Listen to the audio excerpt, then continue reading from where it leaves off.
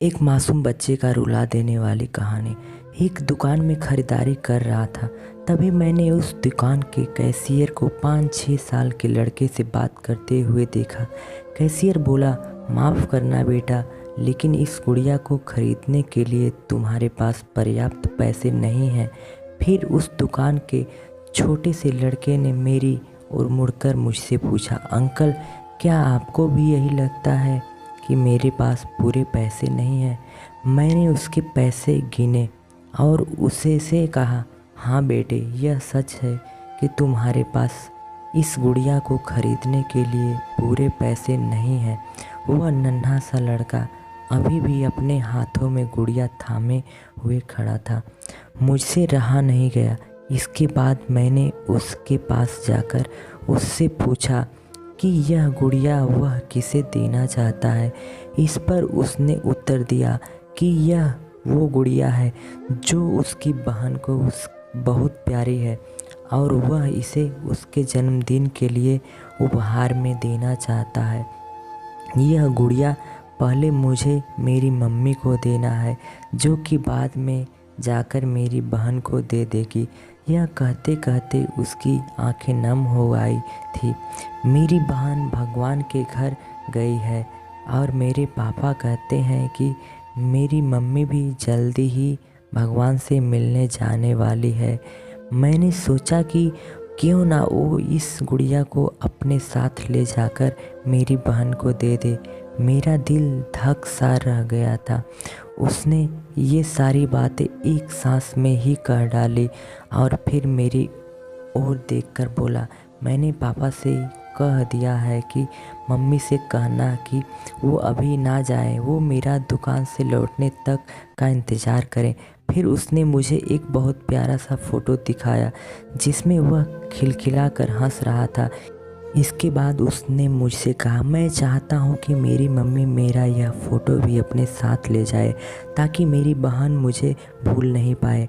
मैं अपनी मम्मी से बहुत प्यार करता हूँ और मुझे नहीं लगता कि वो मुझे ऐसे छोड़ने के लिए राज़ी होंगी, पर पापा कहते हैं कि उन्हें मेरी छोटी बहन से साथ रहने के लिए जाना ही पड़ेगा। इसके बाद फिर से उसने उस गुड़िया को गंभीर आंखों से खामोशी से देखा।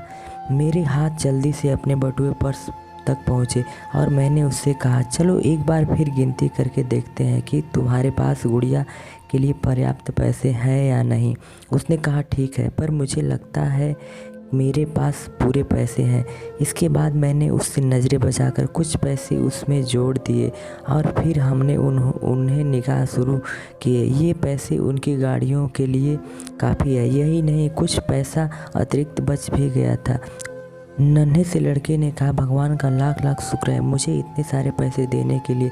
फिर उसने मेरी ओर देखा कर कहा, मैंने कल रात सोने से पहले भगवान से प्रार्थना की थी कि मुझे इस गुड़िया को खरीदने के लिए पैसे दे देना ताकि मम्मी इसे मेरी बहन को दे सके, और भगवान ने मेरी बात सुन ली।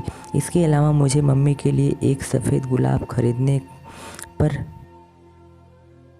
पर मैं भगवान से इतने ज़्यादा पैसे मांगने की हिम्मत नहीं कर पाया था।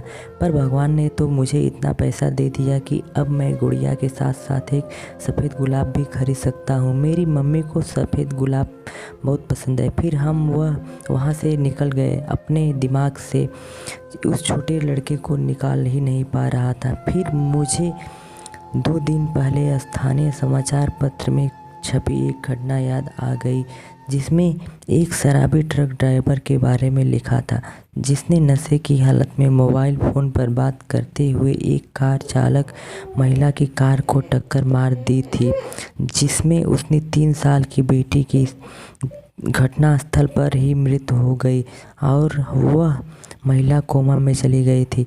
अब एक महत्वपूर्ण निर्णय उस परिवार को ये लेना था कि उस महिला को जीवन रक्षक मशीन पर बना रखना है अथवा नहीं, क्योंकि वह कोमा से बाहर आकर स्वस्थ हो सकने की अवस्था में नहीं थी। क्या वह परिवार इसी छोटे लड़के का ही था? मेरा मन रोम रोम काँप उठा। मेरी उस नन्हे लड़के के साथ हुई मुलाकात के 2 दिन बाद मैंने अखबार में पढ़ा कि उस महिला को बचाया नहीं जा सका। मैं अपने आप को रोक नहीं सका और अखबार में दिए पते पर जा पहुंचा, जहां उस महिला को अंतिम दर्शन के लिए रखा गया था। वह महिला श्वेत धवल कपड़ों में थी, अपने हाथ में एक सफ़ेद गुलाब और एक छोटे से लड़के का वह फोटो लिया हुए और उसके सीने पर रखी हुई थी। वही गाड़ियाँ, मेरी आंखें नम हो गई। मैं नम आंखों लेकर वहां से लौटा। उस नन्हे से लड़के का अपनी माँ और उसकी बहन के लिए जो प्यार था वह शब्दों में बयां करना मुश्किल है। और ऐसे में एक शराबी चालक ने अपनी घोर लापरवाही से क्षण भर में उस लड़के से उसका सब कुछ छीन लिया। प्लीज़ गाड़ी अच्छे से चलाएं ताकि किसी का परिवार उजड़ने से बच जाए। दिल को छू हुआ हो ये कहानी तो प्लीज़ चैनल को सब्सक्राइब करें, लाइक करें। Thank you.